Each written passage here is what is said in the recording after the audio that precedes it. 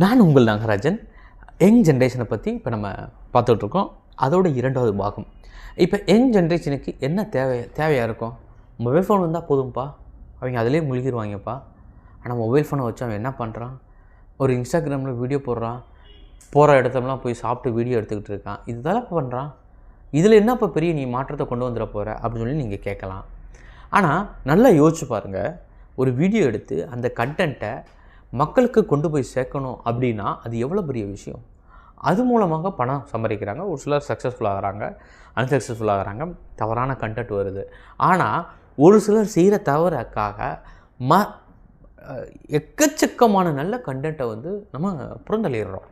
உதாரணத்துக்கு எடுத்துக்கிறோம் அப்படின்னா இன்றைக்கி இருக்கக்கூடிய மேக்ஸிமம் சைக்காலஜிக்கலாக இப்போ மிக தெளிவாக சொல்ல வேண்டும் என்றால் ஒரு கேம் டெவலப் பண்ணுறாங்க. ஒரு கேம் டெவலப் பண்ணுறதுக்கு ரொம்ப முக்கியமான என்ன நினைக்கிறீங்க? சாஃப்ட்வேர், ஃபிசிக்கல் ரெக்யர்மெண்ட், இதான் தேவைன்னு நினைக்கிறீங்க. ஃபஸ்ட்டு ஒரு கேம் டெவலப்மெண்ட் பண்ணுறதுக்கு ஒரு ஹியூமன் எப்படி ரியாக்ட் ஆவான் அப்படின்னு ஒரு மிகப்பெரிய சைக்காலஜிக் டீம் இருக்கும் அந்த கேம் டெவலப்மெண்ட்டுக்கு.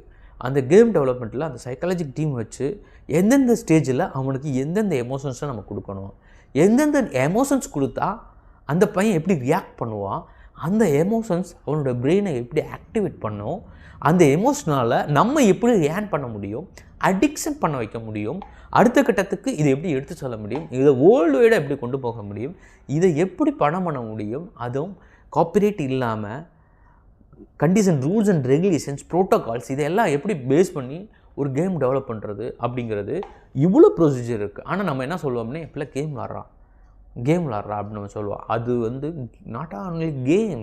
நல்லா புரிஞ்சுக்கிறோம் நீங்கள் எல்லாருமே. ஸோ ஒரு மிகப்பெரிய சைக்காலஜிக் டீம் தான் ஒர்க் பண்ணிகிட்டு இருக்குது. இப்போ இன்ஸ்டாகிராம் கண்டென்ட் ஆகட்டும், இப்போ இந்தியாவில் இருக்கக்கூடிய ஃபீட்ஸ் என்ன, தமிழ்நாட்டில் இருக்கக்கூடிய ஃபீட்ஸ் என்ன, தேனி மாவட்டத்தில் இருக்கக்கூடிய ஃபீட்ஸ் என்ன, போடிநாயக்கனூரில் இருக்கக்கூடிய ஃபீட்ஸ் என்ன, சுந்தரவாண்டியின் தெருவில் இருக்கக்கூடிய ஃபீட்ஸ் என்ன, ஆர்எம்டிசி டிப்போ பக்கத்தில் இருக்கக்கூடிய ஃபீட்ஸ் என்ன, இப்படி டேட்டாவை செக்ரிகேட் பண்ண முடியும். That is the data. The data is the most powerful.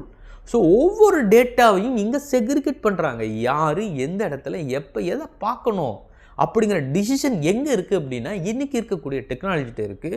So இதை நம்ம பேரண்ட்டை எல்லாம் நீங்கள் தான் என்ன பண்ணணும் அப்படின்னா கேட்டகரைஸ் பண்ணணும். அதை தவிர்த்து அவங்களே திருப்பி நீங்கள் சொன்னீங்க அப்படின்னா அவன் டிஸ்ட்ராக்ஷன் ஆவான், மென்டலி டிஸ்டர்ப் ஆவான். அதன் மூலமாக உங்கள் மேலே ஒரு வெறுப்பு தட்டும். அந்த வெறுப்பு அவன் வாழ்க்கை மேலே பயத்தை உண்டு பண்ணும். அந்த வாழ்க்கை மேலே பயம்தான் தவறான பதக்கி இட்டு செல்கிறது. So data is the most powerful weapon. அப்போ அதை எப்படி கண்ட்ரோல் பண்ணணும்? நிஜத்தை சொல்லணும். இன்றைக்கி நிஜத்தை சொல்லக்கூடிய விஷயங்கள் மிக மிக கம்மி. ஸோ இப்போது எவ்வளோ விஷயங்கள் சொல்லியிருக்கேன் பாருங்கள். இந்த ஒரு வீடியோவில் ஒரு கேமு எப்படி டெவலப் பண்ணுறாங்க, சைக்காலஜிக் டீம் வச்சுருக்காங்க. அந்த ஒவ்வொரு எமோஷன்ஸுக்கும் காசு, இந்த எமோஷன்ஸை எங்கனக்குள்ளே கொடுக்கணும், எந்த இடத்துல கொடுக்கணும்.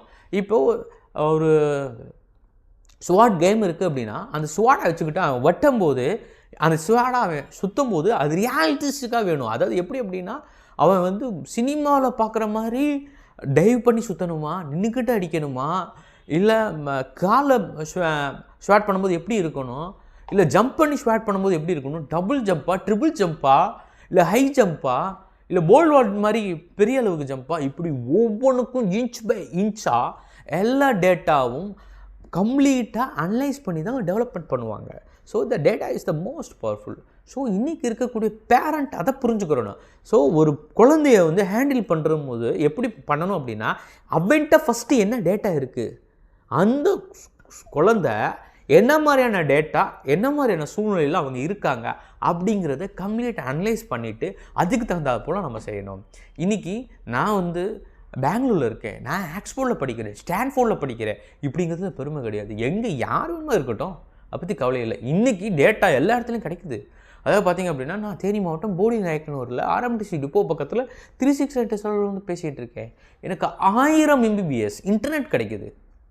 நல்லா யோசிச்சு பாருங்கள், 1000 MBPS இன்டர்நெட் கிடைக்கிது. என்னால் பார்த்திங்க அப்படின்னா 8.5 லட்ச ரூபாய்க்கு மிஷின்ஸ் இருக்குது என்கிட்ட. எனக்கு ஓன் சர்வர் வச்சுருக்கேன். இது எல்லாமே போர்டு நாக்கில் தான் சாத்தியக்கூறு.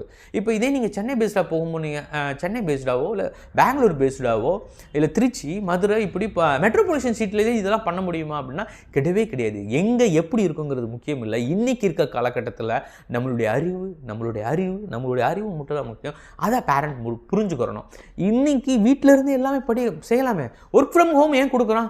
பெரிய எம்என்சியில் நீங்கள் வேலை பார்க்குறீங்க. இப்போ எங்கள் ஊர்லேயே பார்த்தீங்க அப்படின்னா மேக்ஸிமம் நிறைய பேர் ஒர்க் ஃப்ரம் ஹோம் வாங்குறாங்க. லண்டனில் இருந்துக்கிட்டு எப்படி ஒர்க் ஃப்ரம் ஹோம் கொடுக்குறாங்க? லண்டனில் இருக்க வேலையை எங்கேருந்து எப்படி செய்ய முடியுது?